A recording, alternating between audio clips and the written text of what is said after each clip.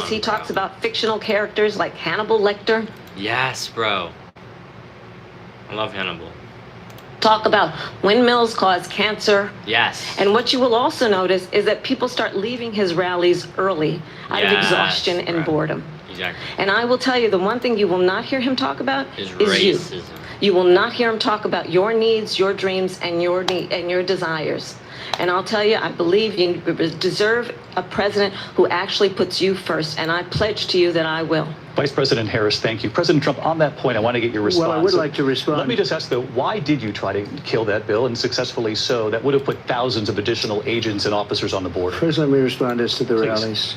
She said people start leaving. People don't go to her rallies. There's no reason to go. And the people that do go, she's bussing them in and paying them to be there, and then showing them in a different light. So she can talk about that. People don't leave my rallies. We have the biggest rallies, the most incredible rallies in the history of politics. That's because people want to take their country back. Our country is being lost. We're a failing nation. And it happened 3.5 years ago.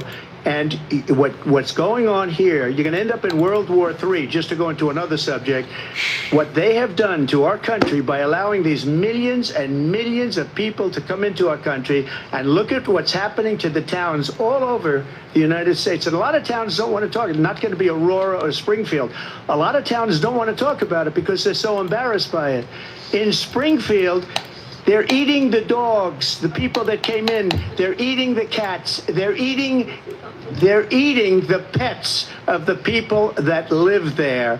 And this is what's happening in our country, and it's a shame. As far as rallies are concerned, as far as the reason they go is they like what I say. They want to bring our country back. They want to make America great again. It's a very simple phrase, make America great again. She's destroying this country, and if she becomes president, this country doesn't have a chance of success. Not only success, we'll end up being Venezuela on steroids. I just want to clarify here. You bring up Springfield, Ohio, and ABC News did reach out to the city manager there. He told us there had been no credible reports of specific claims of pets being harmed, injured, or abused by individuals within the immigrant community. Well, I've seen people on television. Let me just say here, this is the people on television say my dog was taken and used for food. So maybe he said that, and maybe that's a good thing to say for a city manager. I'm not taking this from television. But the people on television saying their manager. Dog was eaten by the people that went there.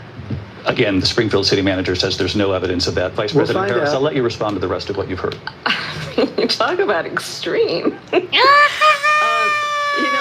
I think, one of the reasons why in this election I actually have the endorsement of 200 Republicans who have formerly worked with President Bush, Mitt Romney, and John McCain, including the endorsement of former Vice President Dick Cheney and Congress member Liz Cheney. And if you want to really know the inside track on who the former president is, if he didn't make it clear already, just ask people who have worked with him. His former chief of staff, a 4-star general, has said he has contempt